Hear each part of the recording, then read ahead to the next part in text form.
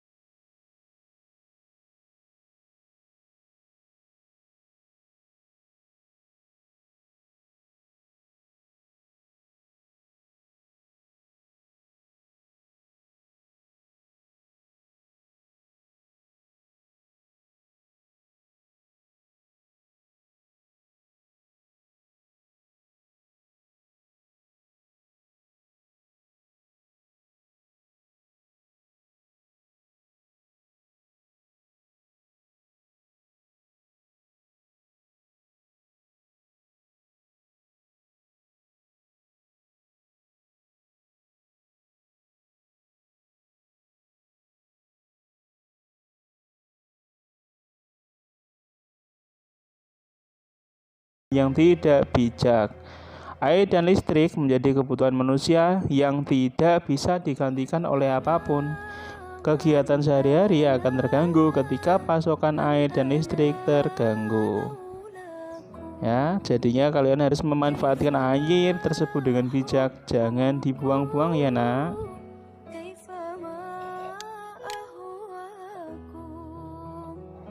Di Indonesia, pembangkit listrik tenaga air adalah salah satu upaya yang dapat dilakukan untuk memenuhi seluruh kebutuhan pasokan listrik bagi masyarakat.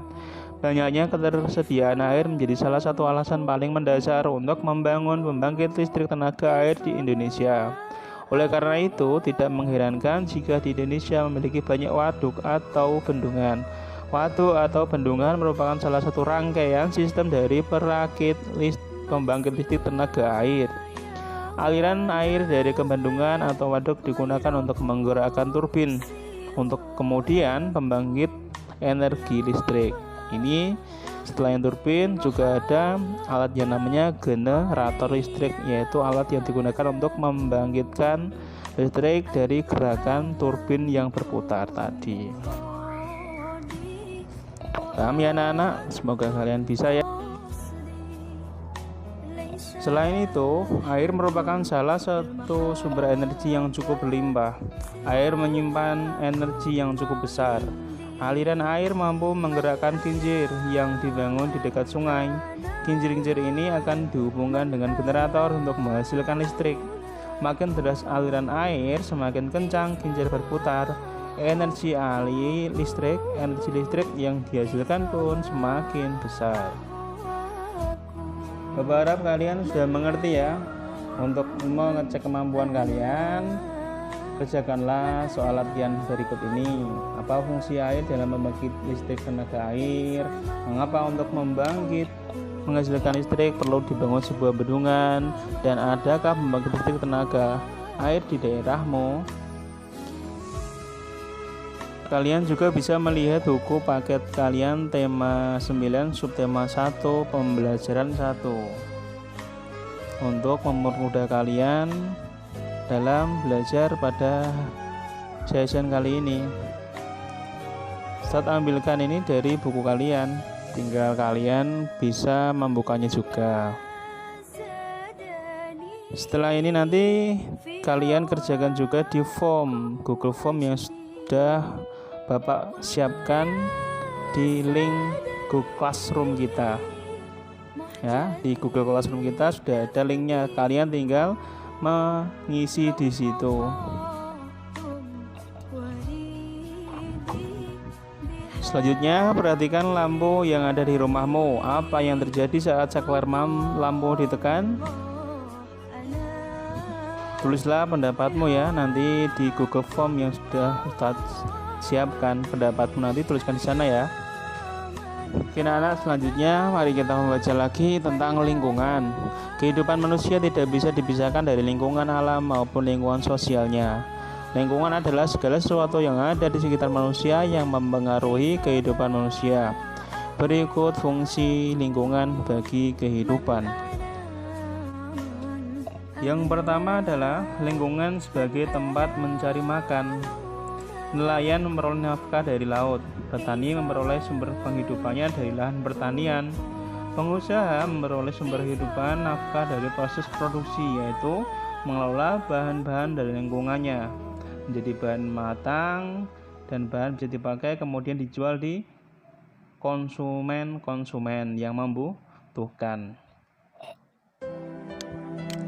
Oke, untuk yang kedua, lingkungan sebagai tempat bekerja.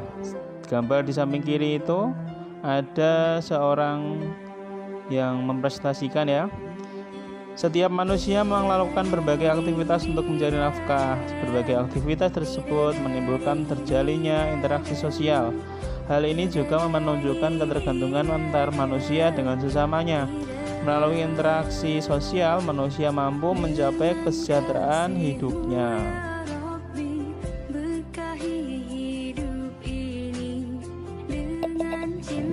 Untuk yang ketiga, lingkungan sebagai tempat tinggal. Kalian tentu bisa membayangkan bagaimana jika suasana lingkungan rumah kotor dan penuh dengan sampah yang bau.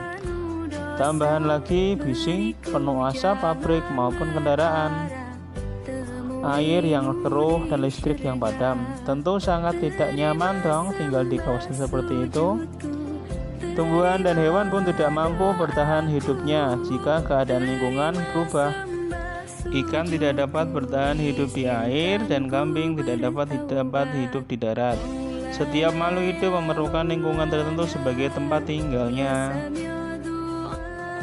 Oke, setelah kalian mengamati tadi dan memperhatikan penjelasan tentang fungsi lingkungan bagi kalian, kalian bisa mengerjakan tugas-tugas berikut ini dalam form yang sudah Ustadz siapkan.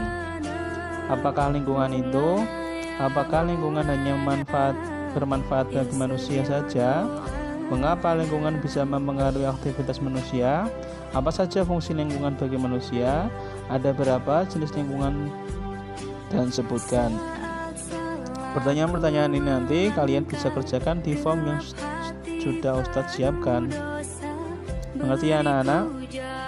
Semoga kalian tetap semangat dalam melaksanakan tugas hari ini. Semoga video ini dapat membantu kalian untuk mempelajari buku siswa tema 9 1 bagi 1. Tetap semangat ya nak, selamat menunaikan ibadah puasa. Wassalamualaikum warahmatullahi wabarakatuh.